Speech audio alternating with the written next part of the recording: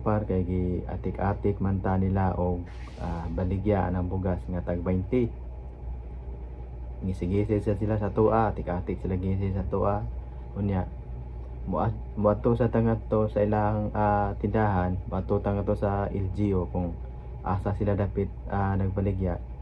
Atik-atik tag linya ngadto, atik-atik sa tagpalit, atik-atik sa tagngisi kunuhay nga supporters na nila, kunuhay nga bubutar ta nila, pero dili ta bubutar nila. What's up? Ug mayong adlaw kanatong tanan, ug ilabi na gyud sa mga supporters nato diha. Mayong adlaw kaninyong tanan, ug sa mga katong bag-ong supporters nato, daghang salamat ninyo. Unya katong sa wala pa ka subscribe sa atong channel diha, palihog kog subscribe mga par sa atong channel para ma-update mo sa atong mga i-upload nga mga video reaction. So karon mga par, Abril 29, nagsugo na sila og pamaligya sa ilahang bugas nga tag 20 ang kilo. Sa daan bantayan mga par, ganiha nagsugo na sila og pamaligya sa ilang bugas nga tag 20 ang kilo.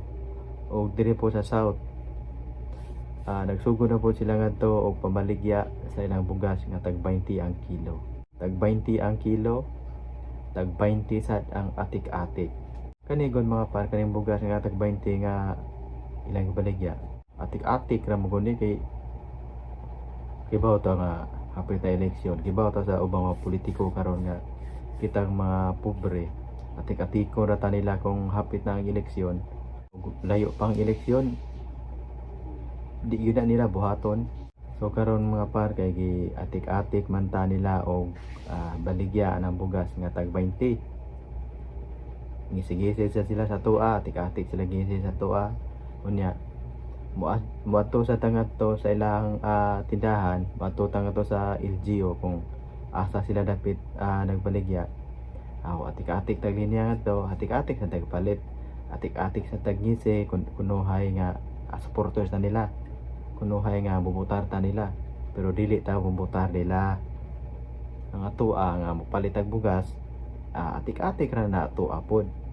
Ato ning pahimuslan mga par, ato ning pahimuslan og palit ang ilang bugas nga tag 20 kay kibaw ta nga hantod ra ni eleksyon kutob, kibaw ta nga atik-atik ra ni sa eleksyon. Nya atong tumanon ang duol diri sa atong dughan, mo'y atong botaran.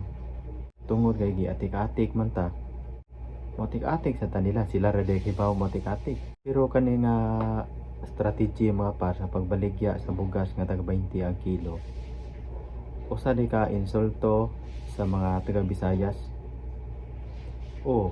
Insulto ni sa taga Visayas mga par, nganong gibaligyaan ta og tag 20 ang kilo sa bugas. Unsa may pagtuo day nila, dili na ta maka-afford sa bugas nga tag 60, dili ta maka-afford sa bugas nga tag 50. Nagi atik-atika na lang tao kanang baligya aning bugas nga tag 20 ang kilo. Nagtuo siguro ni sila mga par nga ang taga mga Bisaya ulit kaayo ni mga taga kaning mga Bisaya gud kanang maayo kani mo diskarte mga par, kaning mga Bisaya may kani mo diskarte mo nang dili ni mistil nga imong atik-atikon anang bugas nga tag 20 kay kibaw ta mga par nga kanang bugas nga tag 20 dili na mo lahutay. Unya kani nga style good mga par, mura sad rasad ta ani og kanang giluto ta sa atong kaugalingon nga mantika. Kay ikahurot anang bugas mga par, taliman kana sa Central Visayas, ikahurot na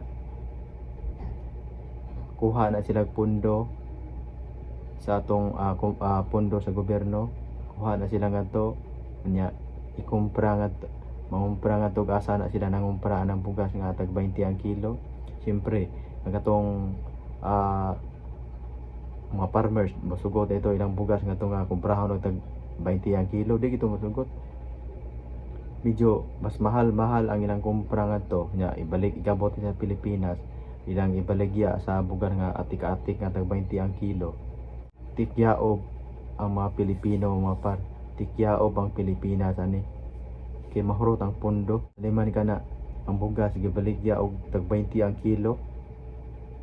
Unya mangumpra ta ngadto sa laing lugar, mahal ang kumpra ngadto nya ikabuti sa Pilipinas ibaligya og tag 20 ang kilo. Mura ra pud ta giluto ra pud ta sa atong kaugalingon nga matika na kalakiha.